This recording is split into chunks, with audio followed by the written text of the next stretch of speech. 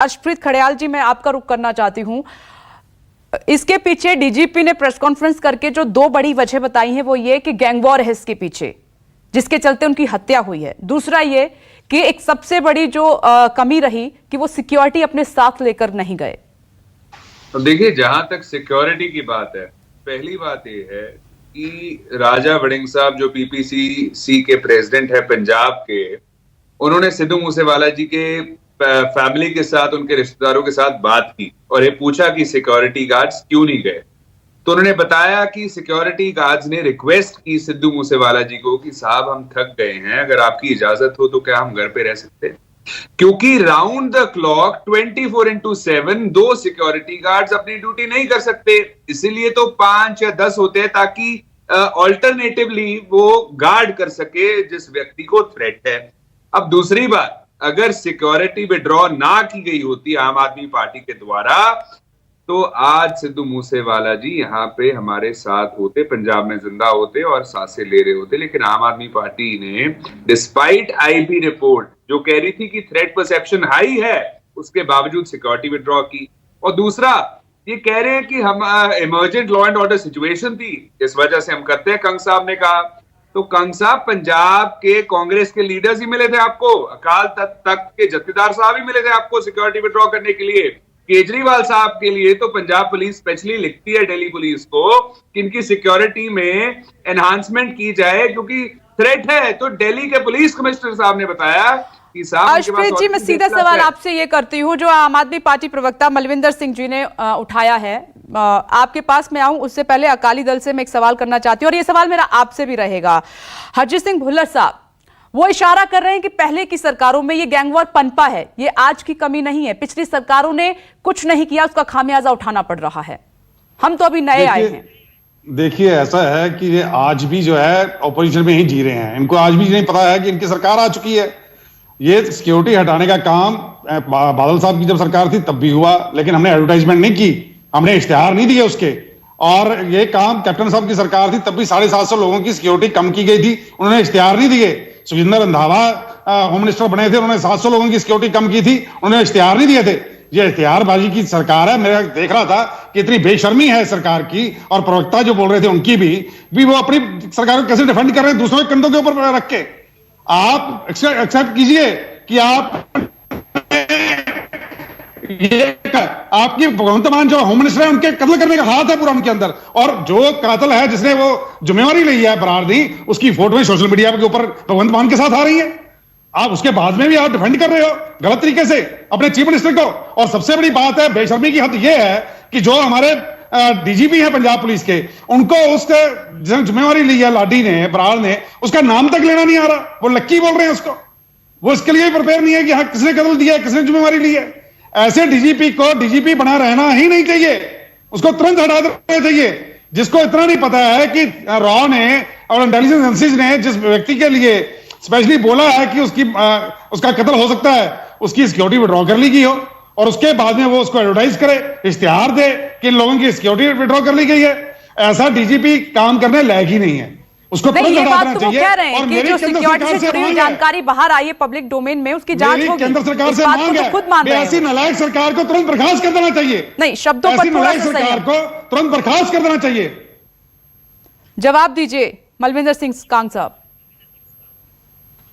भी प्रवक्ता बुलाएं, इनको भाषा की मर्यादा जरूर होनी चाहिए। एक दिन बड़े टीवी चैनल पर बैठे हैं, तो ये जो तू मैं वाली, आप लॉजिकली बात करिए। नहीं, उनका सवाल ये है, एक मिनट रुक जाइए, ऐसे नहीं, देखिए ये इस मामले पर ऐसे बहस ना करें। हरजीत सिंह जी एक मिनट रुकिए, यहाँ पर मलविंदर सिंह जी जब उन्होंने सवाल ये उठाया है, एक मिनट रुक जाइए। हरजीत सिंह जी भुल्लर साहब एक मिनट रुक जाइए।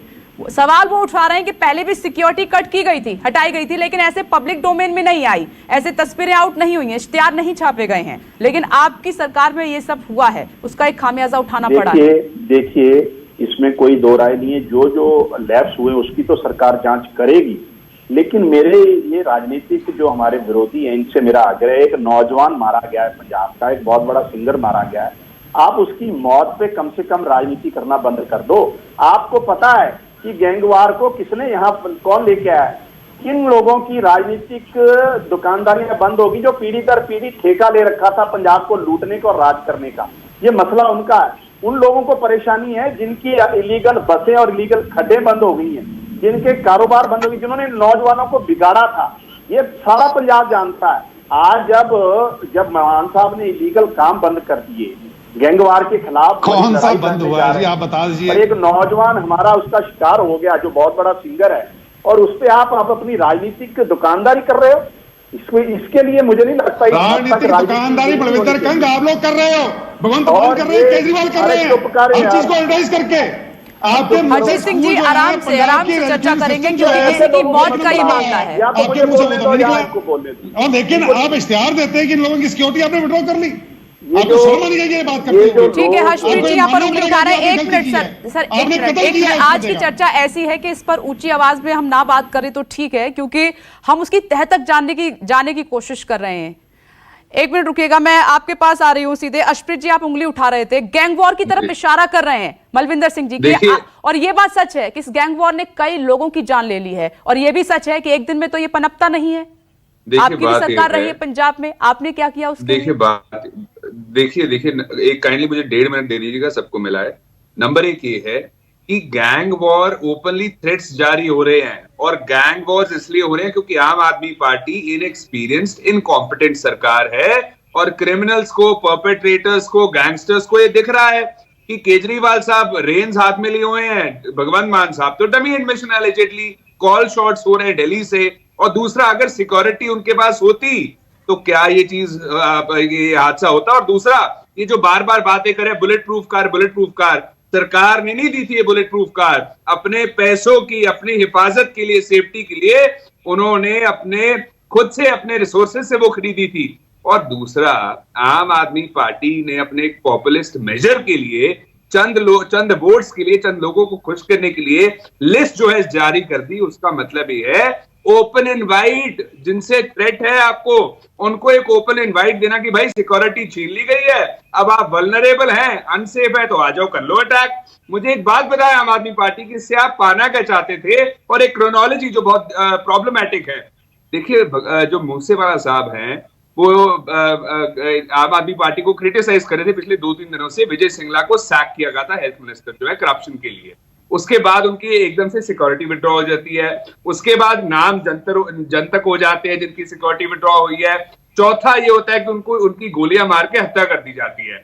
अब आम आदमी पार्टी के हाथों पे उनका खून है, द ब्लड इज ऑन आम आदमी पार्टीज हैंड्स, पॉलिटिकल मर्डर है। सिक्योरिटी होती तो ये हादसा ना होता, क्योंकि थ्रेट परसेप्शन देखना सरकार की जिम्मेदारी है।